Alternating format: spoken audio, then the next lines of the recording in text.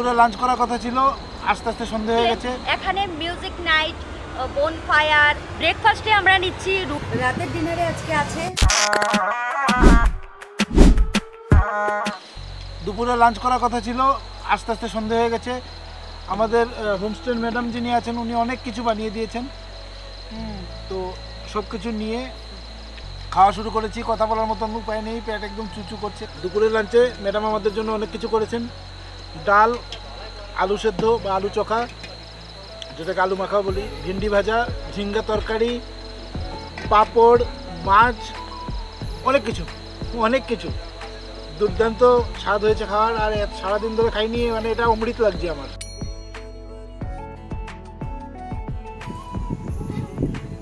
রাতের ডিনারে আজকে আছে রুটি, আলু ভাজা আর চিকেন কষা। খাচ্ছি, খুব টেস্টি খাবার। প্রচন্ড টায়ার্ড, খেয়ে আর লেট করব না। ইচ্ছে ছিল এই হোমস্টেটার একটা ভিডিও বানানোর, বাট আজ আর পসিবল হচ্ছে না গো। অনেক টায়ার্ড আছি আমরা, আজকে শুয়ে পড়বো, কাল সকালে সেটা বানাবো।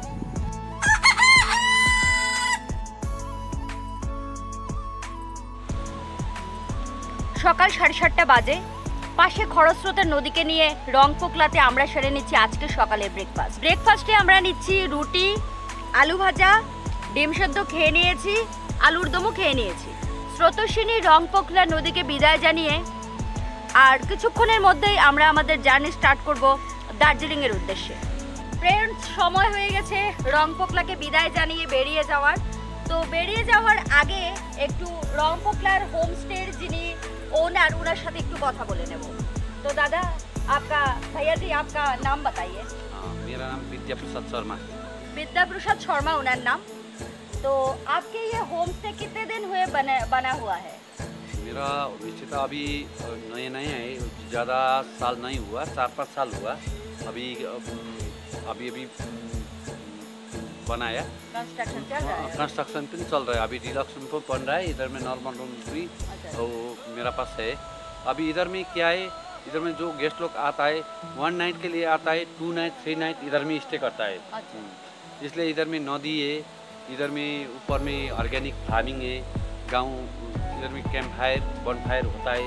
इधर में बड़ा बड़ा ग्रुप आता है, थोड़ा म्यूजिकल नाइट, थोड़ा इंजॉय करता है। উনি যেটা বললেন যে এখানে থাকার মতন অনেকগুলো হোমস্টে ওনার কাছে মানে ঘর রয়ে গেছে, তারপরও লোকজন যখন এখানে ছুটি কাটাতে বা একটু নির্জন জায়গাতে সময় কাটাতে আসে, তখন একদিনের জন্য প্ল্যান করে এসে 2 দিন 3 দিন থেকে যায়। কারণ পাশেই রংপোকলা খরস্রোতা নদী, নদীর পাশে বসে ঘন্টার পর ঘন্টা নিরিবিলি কাটিয়ে দেওয়ার মতন রংপোকলার এই হোমস্টেটা একটা অসাধারণ জায়গা। তো উনি যেটা বললেন, পাশেই ডাইনিং রুম হচ্ছে, ডিলাক্স রুম হচ্ছে, যাতে টিম নিয়ে যখন যারা আসবে এখানে যাতে ঠিকঠাকভাবে আরও বেশি করে এনজয় করতে পারে, আরও বেশি লোকজন যাতে একসাথে থাকতে পারে। আর যেটা বললেন, এখানে মিউজিক নাইট, বনফায়ার, বারবিকিউ সব কিছুর ব্যবস্থা খুব সুন্দরভাবে আছে। আমরা সময়ের জন্য সেটা করতে পারিনি। আর যেটা বললেন উনি, এই গ্রামটার নাম হলো কি, क्या बोला भैया? लोसिंग, ईस्ट सिक्किम, পাখিম ডিস্ট্রিক্ট, লোসিং গ্রাম। আর রংপোকলা নদী পাশেই বয়ে চলেছে, সেই নদীর নাম অনুসারে উনি উনার হোমস্টের নামও রংপোকলা হোমস্টে রেখেছেন।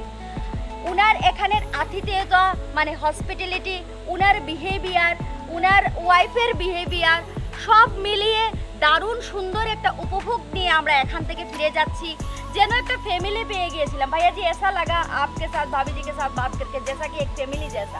हम तो फैमिली जैसा ट्रीट करता हूँ। हम तो गेस्ट लोग का क्या करता है, कभी कभी हमारा खुद किचन में जाकर खाना बनाता है, सब मिलकर एक साथ में खाऊं, बोलता है एक साथ में फैमिली जैसा। ठीक, हम लोगों को भी ऐसा ही फीलिंग्स आया कि जैसे कि हम घर में रह रहे हैं, आप दोनों हमारा फैमिली का मेंबर है, हम भी हमारा आपका फैमिली जैसा है। পরিবারের মতন ট্রিট করলো ওরা। এত ভালোবাসা নিয়ে আমরা রংপোকলা থেকে ফিরে যাচ্ছি। আমি আপনাদেরকে বলবো, দ্য ডেস্টিনেশন ডায়েরিজ টিমের পক্ষ থেকে বলবো, আমরা এসে এখান থেকে যে ভালোবাসা বলুন, যে শান্তি বলুন, বা যে সুন্দরভাবে থাকা বলুন, এই সব কিছু মিলিয়ে ওনার গাইডেন্সে আমরা আশপাশটাও ঘুরে দেখেছি, সবকিছু মিলিয়ে অসাধারণ। আপনারা যখন ইস্ট সিকিম ঘুরতে আসবেন অবশ্যই রংপোকলা নদীকে পাশে নিয়ে সকালের ব্রেকফাস্ট থেকে শুরু করে রাতের ডিনার পর্যন্ত সব কিছু করতে পারবেন। তার চেয়েও বড় কথা যেটা উনি আমাদেরকে বললেন যে এত পাহাড়ি খরস্রোতা নদী তো আমাদের দিকে আমরা পাই না, তো ওখানে চান করে যাওয়ার জন্য নদীতে চান করার যে অসাধারণ অনুভূতি খরস্রোতা নদীতে সেটা বলে বোঝানো নয়। চারিদিকে পাথর বেছানো, তার মধ্যে চান করলাম, এখানে খাওয়া দাওয়া করলাম, 2 दिन স্টে করলাম, সব মিলিয়ে দারুণ অনুভূতি। तो भैया जी आपको बहुत बहुत धन्यवाद, आप लोगों का इतना अच्छा बिहेवियर हम लोगों को मिला।